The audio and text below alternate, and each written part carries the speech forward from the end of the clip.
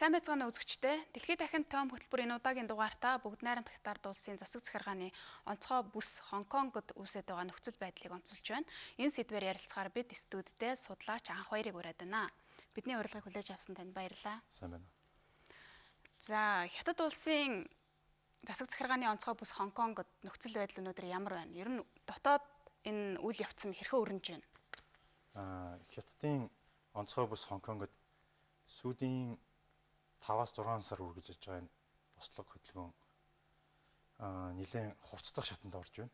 Ер нь бол энэний үүсэл нь анх бол ялтан шижүүлэх арга хэмжээс үүсэлтэй байгаа.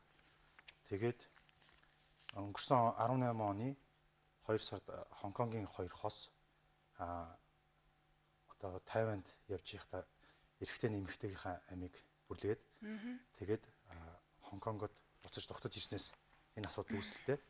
Тэгээд тэрнээс хойш энэ онд 19 оны 3 сараас Хонконг дотор ялтан шижүүлэх үйл явцыг ярилцаж хилцэж эхэлсэн байгаа.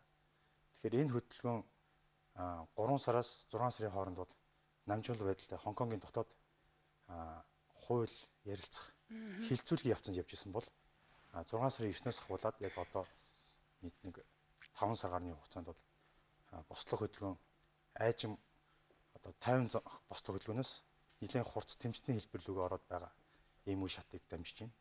11 сарын эхний энэ одоо энэ бос үйл явдал, энэ 7 хоног бос үйл явдал бол ерөнхийдөө дандаа Хонконгийн оюутан залуучуудын бослог тэмцэл цагдаа нарын хооронд хүрэж байгаа хурц хэлбэр рүү орсон байна.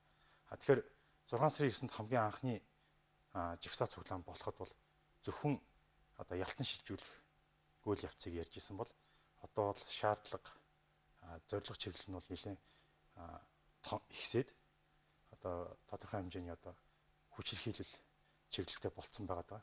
Энэ нь бол одоо бас Хятадын хувьд бас хүнд дотоод асуудал болж байгаа. За мөн олон улсын хувьд ч гэсэн бас анхаарал татах үст тийм үйл явдал болоод байна. За сая өөрөө хэллээ шүү дээ тийм ээ. Анх Хонконгчуудын шаардлага нэг зүйл дээр төвлөрч байсан бол өнөөдөр бол өргөжөөд 5-6 болсон байна тийм.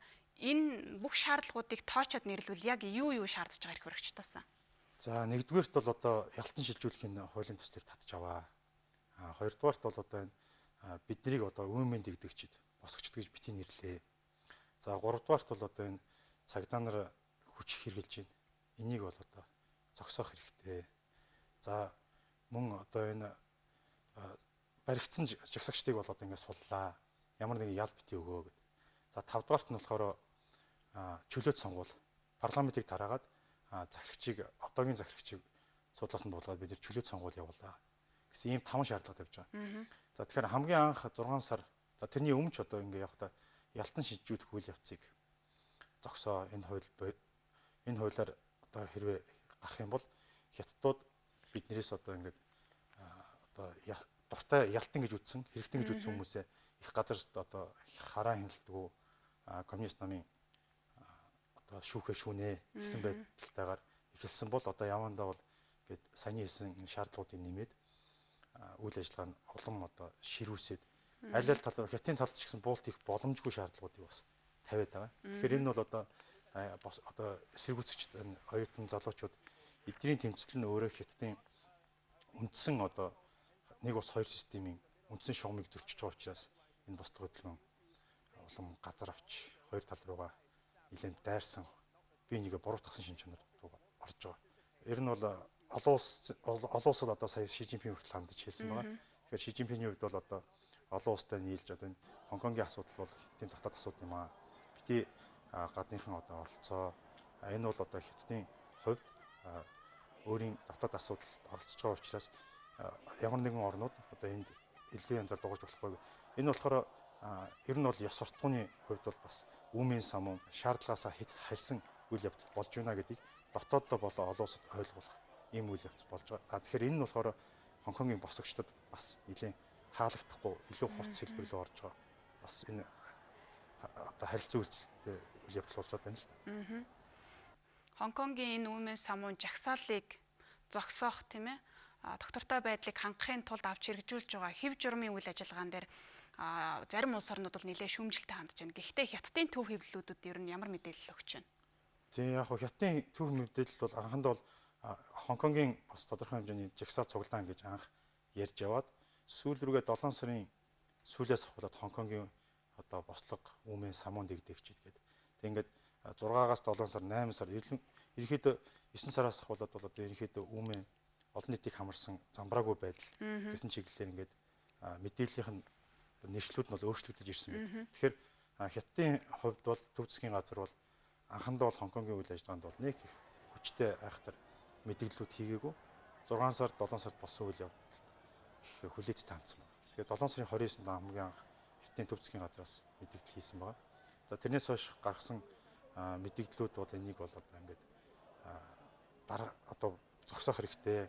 Энэ бол одоо нэг ус хоёр системийн үндсэн цэг шугамаас хэд давсан зүйл болж байна гэд ер нь бол эхэндээ бол дотоод руугаа хандсан, Хонконг руу хандсан байжгаад сүүлдээ 9 сараас одоо үйл ажиллагаа нэлээ олон улсын анхаарлыг татсан хэлбэртэй 8 сарын дундаас талаа олон улсын анхаарлыг татсан хэлбэртэй болонгууд олон улсад болон дотооддоо өөрийн гэсэн одоо хэвлэл мэдээллийн хэрэгслээрээ Хятадын байр суурийг бол удаадаар мэдгдсэн байна. Энэ ч гэсэн одоо бас ихэнх орнуудын бас дэмжлэгийг хүлээж авч бас ойлгож байна.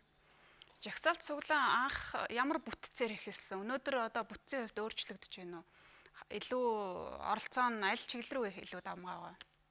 За анх бослого хөдөлгөөн эхлэхэд бол Хонконгийн баг ихэнх одоо бизнес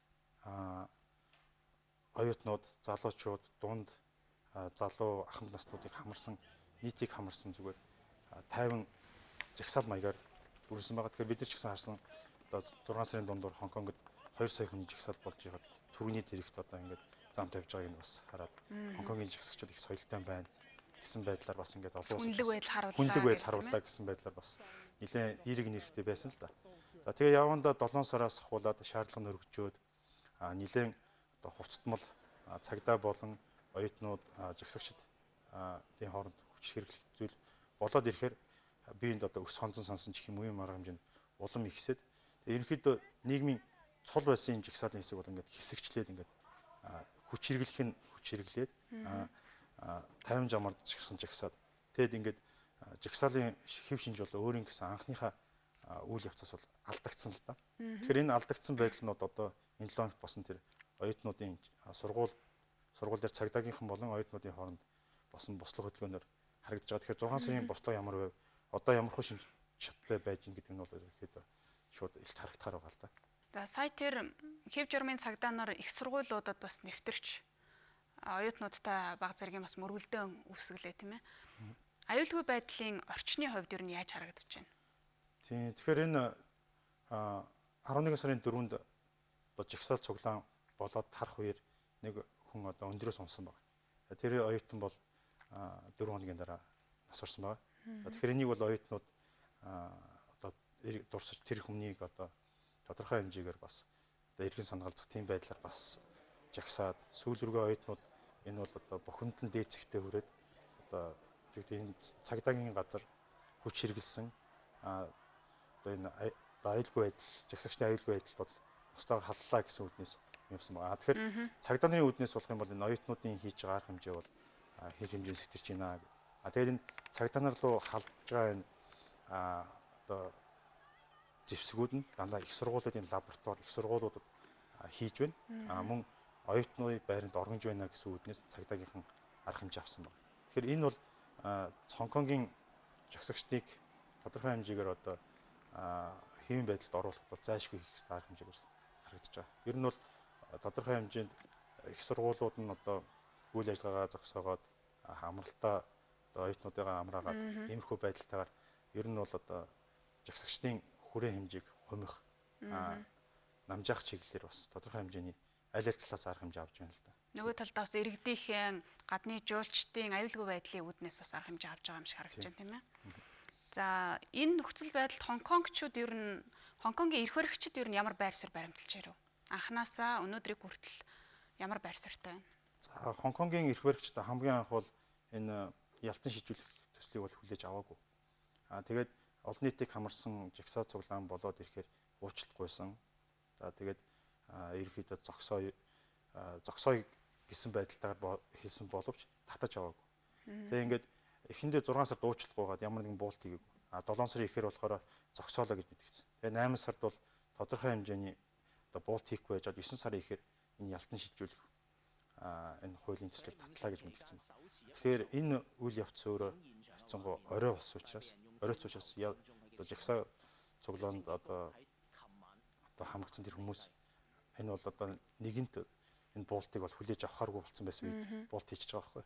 Илүү олон шаардлага тавиад ирэх. Илүү олон шаардлага тавиад тэгээд илүү олон шаардлага тавихын өмнө хэрвээ энийг бас буцаасан бол магадгүй Хонконгийн одоо энэ жагсагчдын үйл явц одоо бас арай өөр байх байсан ч юм болов уу гэсэн байдлаар. Тэгвэл Хятадын төв засгийн газраас бол одоо энэ одоо линжинвэ гэдэг одоо тэр захирагчтай бол одоо итгэж байна гэсэн байдлаар бол өнгөрсөн 7 хоног Ши Жинпинг Шанхайд уулзсан байгаа. Тэгэхээр ер нь бол энэ эрх баригчийн одоо үйл ажиллагааг бол дэмжиж байна. Цагдаагийн газрын одоо энэ хэв журмсах хөрөлдөх үйл ажиллагаа үргэлжилнэ гэсэн байдлаар бас нэлээд одоо төв засгийн газрын зүгээс Хонконгийн засаг захиргаанд бол дэмждэг үзүүлсэн байдалтай байгаа. Тэгэхдээ Хонконгийн засаг захиргааны ерөнхийдөө энэ байж байгаа үйл ажиллагаа нь ерөнхийдөө Бээжингийн төв засгийн газрын шийдвэртэй салшгүй холбоотой.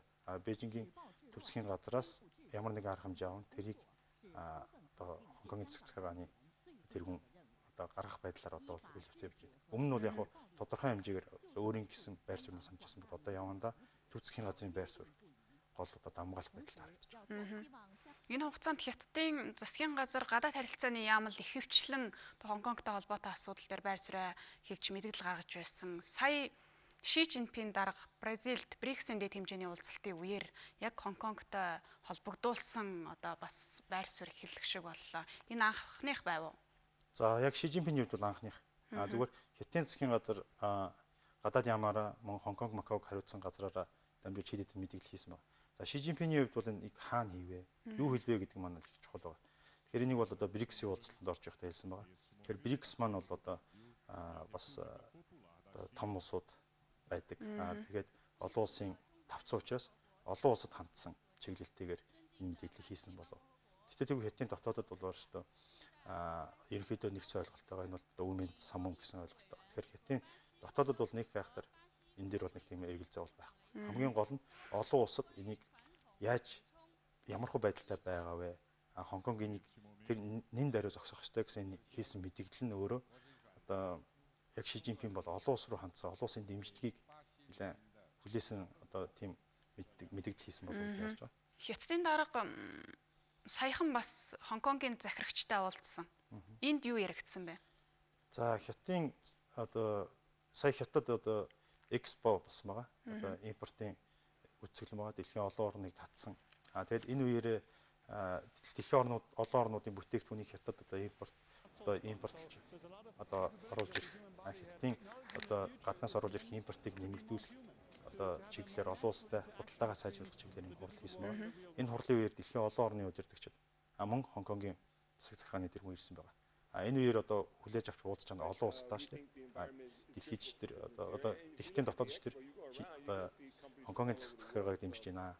Мөн одоо энэ үйл ажиллагаа бол одоо бас Бээжинд үргэлжилсэн байгаа. Ши Жинпинг уулзсны дараа шууд маргааш нь Хятадын дэд ерөнхий сайд бас уулзсан байгаа. Тэгэхээр Хонконгийн засаг захиргааны тэргүүн одоо Бээжин Шанхайд альчилсан гэх юм бол явсан нь өөрөө өөрийнхөө одоо дотоод Хонконгт дотоодох одоо нэр хүнд байр суурь хадгалж чадсан энэ үйл ажиллагаа явагдсан байгаа. Тэгэхээр ер нь бол Ши Жинпингийн энэ уулзалтын үеэр бас барууны хэвлэл үлгэж авахтай болохоор цагдаагийнхаа газрын даргаыг суулгаж чад хажууд нь суулгаж чад уулзлаа гэдэг тэрийг томруулж бас хэлхийг оролцсон байна. Тэгэхээр энэ бол одоо юу гэдэг нь бас тухайн улс орн тухайн одоо тэр мэдээллийг гаргасан хэвлэл мэдээллийн хэрэгслийн одоо байр сууриас одоо томруулж харуулах гэсэн бас тийм оролдлого бас байгаад. Зүгээр яг Хятадын өнцгөөс ярих юм бол энэ бол нэг тийм юу гэдэг нь цагдаагийн газрын дарга суусна бол нэг тийм том асуудал биш. Гэтэл олон улсууд болохоор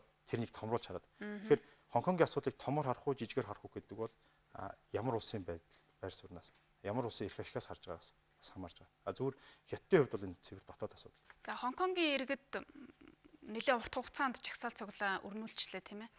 Энэ хугацаанд Хонконгийн дотоод байдалд ялангуяа нийгмийн одоо байдалд тийм ээ. Хонконг өөрөө бол бас худалдаа арилжааны аялал жуулчлалын маш том бүс. энэ одоо нийгмийн энэ байдалд нь яаж сөргөөр нөлөөлж байна? Тийм. Тэгэхээр Хонконгийн хувьд бол бас одоо юу гэдэг өөрийнхөө одоо ерөнхийдөө бараг л өөрийнхөө одоогийн байгаа одоо хөгжил юм уу энэ байдлыг бол ерөнхийдөө золиос нь тавьж тодорхой хэмжээгээр бас том хохирол үүслэлээ олон улсдаач тэр олон улсын нэр хүндэж тэр дотооддооч тэр энэ үйл ажиллагаа нь бол одоо Хонконгийн одоо аялал жуулчлал, жижиглэнгийн худалдаа, за банк санхүү, хөрөнгө оруулалтын гол төв болсон энэ олон улсын нэр хүнд, мөн олон улсын нисэх онгоцны буудал зэрэг одоо олон улс төвтэй одоо гол шинж чанарыг нь бас нэлээд нэр хүнд нь нөлөөллөө. Мөн дотоодын бас эдийн засагт бас нэлээд сөргөөр нөлөөллөө л дээ. Тэгэхээр энэ Хонконгийн бослого яагаад ингэж гарах болов гэдэг үндсэн шалтгаан бол бас дотоодын бухимдалтай бас их салшгүй холбоотой байгаа. Бас нэлээд удаан хугацаагаар үргэлжиллээ. Энэ болохоор ерөнхийдөө одоогийн засаг захиргааны тэргүүн болон тэрний хийжсэн үйл ажиллагаанд бас сэтгэл хангалуун бус байсан. Тэрний л одоо нэг илрэл яваад байгаа. Тэгэхээр энэ одоо үйл явцыг илэрхийлэх явцдаа Хонконгийнхоо эдийн засаг олон улсын нэр хүндэд бол нэлээд халтайгаар бас үйл ажиллагаа явууллаа. Хонконгийн эдийн засгийн хувьд бол одоо энэ оны байдлаар 1.2-оос 1.3% бууралттай байх жишээтэй. Мөн одоо сүүлийн үед бол одоо удирдлын дүн мэдээгээр 3.2%-аар эдийн засаг нь буурсан байгаа.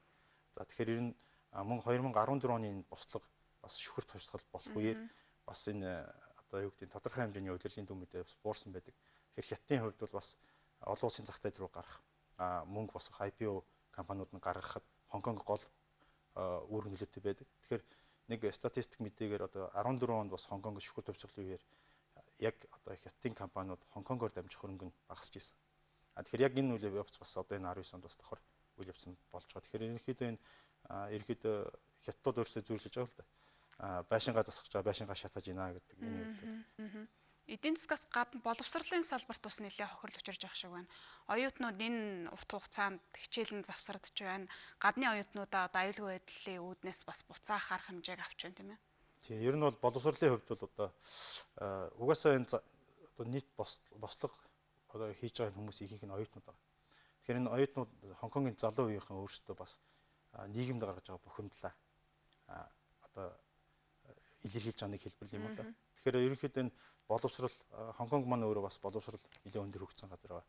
Барууны янз янзын сургуулиудын салбар өөрийнх нь сургуулиуд бас одоо нэлээд олон улсад нэр хүндтэй. Тэгэхээр энэ нэр хүндийг бас нэлээд одоо унаглаа гэх юм уу тодорхой хэмжээний бас тэрнтэй хохирол учирлаа л да. Тэгэхээр ерөнхийдөө бас Хонконгийн ингээ их сургуулиудын байр сууриудыг харж яхаар бүрэн их одоо засгийн газрынхаа талд биш. Бүрэн оюутнуудынхаа талд биш. Их дундыг барьсан байдалтай байна. Сая жишээ нь өчигдөр ихэд одоо Хонконгийн 9 сургуулийн захирлууд мэдээлэл хийгээд энэ бол одоо сургууль бол арга хэмжээ авч энийг зохион байгуулж чадахгүй. Сургуулийн дүрм журмаар давсан эргээ. Энэ бол Хонконгийн засаг захиргаа болон бодлогоор шийдвэрлэх асуудал болохоор манай сургуулиуд бол их хохирлоо. Тэгэхдээ энэ бол биднээс шалтгаалсан зүйл биш. Биднийг бас бити буруутгаарай гэсэн байдлаар өөрийнхөө байр суурийг яг нэлийн 3-40 өнцгөөс аль нэг талыг оюутныхаа талыг ч бариагүй төвцгийн одоо Хонконгийн засаг захиргааныхаа байр суурьч баримтлаагүй их тийм тусгайсан мэдээлэл хийсэн байлээ. Олон улсын хувьд Хонконгийн нөхцөл байдалд ер нь ямар байр суурьтай байна? Энэ хугацаанд ямар улс орнууд байр сууриа хэлв? Тийм, Хонконгийн үйл явдал бол дотоодын төрөний хийсэн бухимдал байгаа. Энэ бухимдал бол одоо дээцэгтээ хүрсэн энэний нэг илрэл. Тэгэхдээ энэ илрэл бол гадаад хүчин зүйл, гадаад үйл ажиллагааны нөлөөлөлтөй салшгүй холбоотой. Угаасаа Америк хятадын худалдааны дайн, Америк хятадын одоо харилцаа нэлээд тийм одоо таамаглашгүй нөхцөл байдалд байгаа. Энэ олон улсын ерөнхий хүрээнд одоо хүний эрх эрхчлөө, арчтал энийг одоо илүү их тавьсан одоо Хонконгийн босгочдын энэ одоо тэмцэл энэтэй бас салшгүй холбоотой. За мөн дээрэс нь одоо энэ Тайваны сонголтоо бас салшгүй холбоотой байгаа. Тайвань бол бас Хятадын нэг хэсэг. Тэгэхдээ Тайванд одоо энэ сонгуул дараа жил 2020 оны 1 сард болох энэ сонгуул маань өөрөө бас Хонконгийн бослогод бас нэрмээс өгч байгаа. Энэ Тайваны сонгуулаар дамжсан олон улсууд Тайванаар бас дамжиж жишг аваад Тайванаар дамжиж Хонконгийн үйл ажиллагаанд бас оролцох үйл явц бас харагдаж байгаа. Тэгэхээр ерөнхийдөө олон улсын хувьд бол 8 сарын 26-нд болсон одоо энэ G7-гийн уулзалтаар бол бас хамтарсан мэдээлэл хийж Их Британд Хятадын одоо засгийн газрын 1982 онд батлагдсан гаргасан одоо энэ тунхаг бол хүчинтэй шүү. Хонконг бол тусдаа бие даасан бит байна гэсэн байдалтайгаар мэдээлэл хийсэн байна. Энийг бол хятадууд бол эсэргүүцэн л энэ бол хятадын цэвэр дотоод хэрэгт G7-гийн орнууд хөндлөнгөөс оролцлоо. Ийм байж болохгүй. Тэгэхээр ерөнхийдөө бол Хонконг бол их одоо их сонин статустай тийм би газар байгаа хятадын нэг хэсэг. Тэгвэл мөн олон улстай хөрөнгө худалдааны чиглэлээр хятадыг олон улстай холбосон гол гүүр байдаг. Тэгэхээр энэ гүүрийнхээ онцгой статусыг одоо Хонконг өөр алдчихгүй. Хятад болсон Хонконг хятад ч гэсэн одоо энэ онцгой статус бас хэрэгтэй. Хятадаар дамжиж хятад Хонконгоор дамжиж гадагшаага гадаадын улс орнууд Хонконгоор дамжиж хятад руу үйл ажиллагаа явуулж байгаа. Энэ маань өөрөө Хонконгийн одоо бие даасан статусыг бас одоо олон улсад өргөж байдаг. Тэгэхээр энэ үйл явцыг одоо хадгалах ёстой маа гэдэг одоо барууны орнууд хүчтэй мэдэгж байгаа. Тэгэхээр Америкийн конгрессоос жишээ нь Хонконгийн хүний эрхийн байдал, Хонконгийн одоо үйл явцыг нарийн ажиглаж өөрийн гэсэн өнцгөөс дүнэлтээ өгж байгаа. Энэ нь бол одоо бас хятадын засгийн газар бас тодорхой хэмжээний шахалт дарамт бас болж байгаа. Тэгэхдээ ер нь бол олон улсын зүгээс бол энэ Хонконгийн бослог үйл ажиллагааг харахад бол зөвхөн Хонконгийн үйл ажиллагаанаас өөрийнхөө эрх ашигыг олж аваад тэгээд тэр Хонконгод болж байгаа үйл явц бол тэднэрт бол яг үнэндээ бол тийм хамаатай зүйл биш. Тэгэхээр энэ бол айгүй тийм хятадын хувьд бол хорлонтой зүйл байгаа байхгүй. Яг тэгэхээр Хонконгоор дамжиж өөрсдийнхөө эрх ашигыг гүйцэтгүүлж одоо тодорхой хэмжээгээр одоо хятадтай одоо мөрөд тавих юм. Одоо жишээ нь Трамп жишээ нь хэрвээ худалдааны дайн байгаагүй бол хятад илүү хатуугаар Хонконгод арга хэмжээ авах байсан ч гэх юм уу.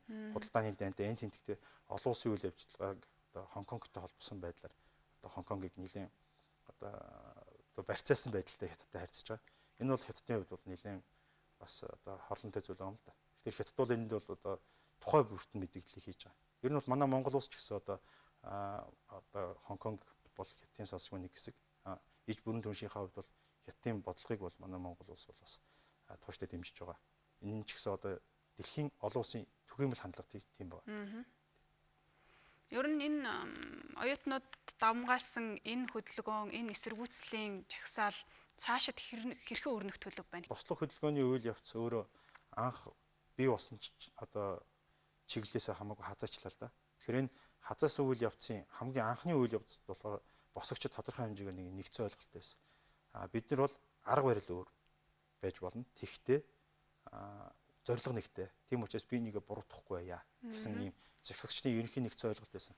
Тэгээд энэ одоо үндсэн одоо хэрэг зорилгоос хазааснаас болоод одоо тодорхой хэмжээгээр жагсагчид одоо энэ эсэргүүцэж байгаа хүмүүсийн дунд бас хагарал үүсэж байгаа. Энэ хагарлын хэлбэрэнд одоо саяхан Дойче Велегийн сургуулагч одоо энэ Хонконгийн нэг босгч эмэгтэйтэй бас ярьсан байна. Ярьцлага авсан байна. Тэгэхээр тэр эмэгтэй бас юу гэж хэлсэн бэ гэхээр одоогийн энэ үйл явцдууд одоо энэ бол үйл ажиллагааг дэмжихгүй байгаа байхгүй.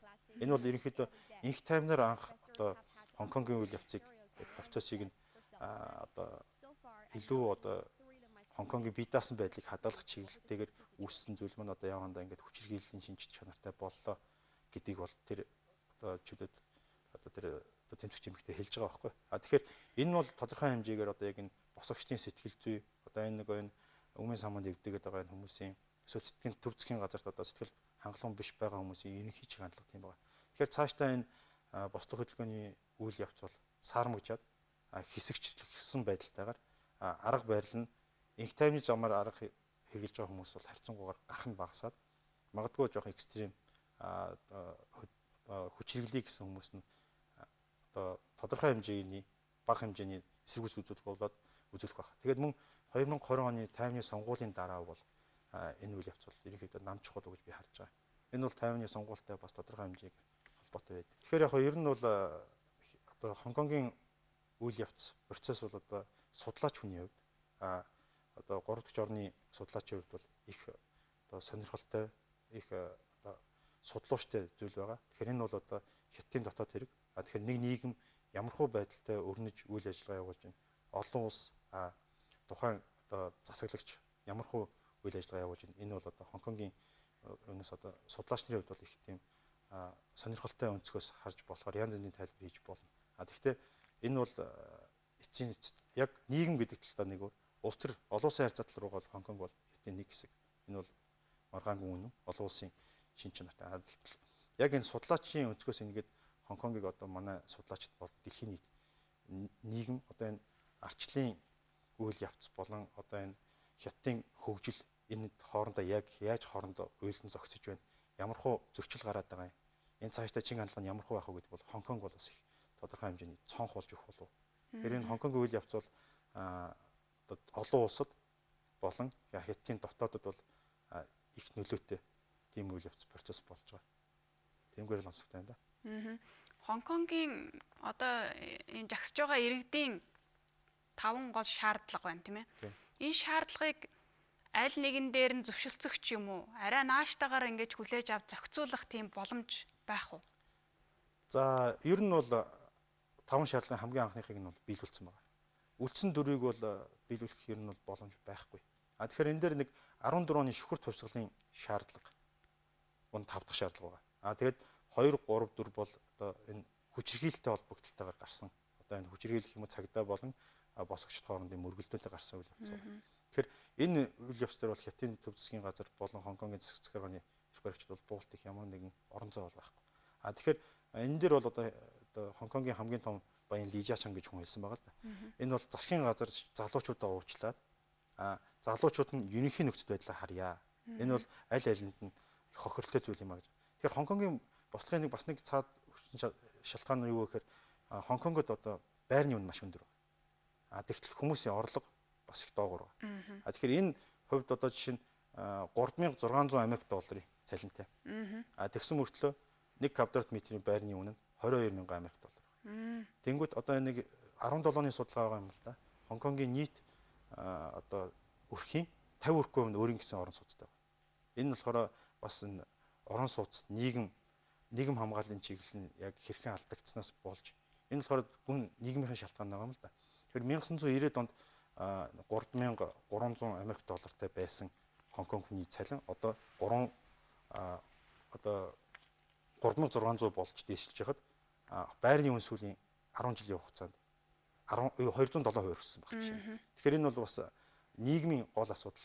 Тэгээд одоо энийг болохоор бухимдлал, одоо арчлал, Хятадыг одоо буруу шаах, одоо эрхчлөөгөө хамгаалах гэсэн байдлаар илэрсэн болов гэж харагдаж байна.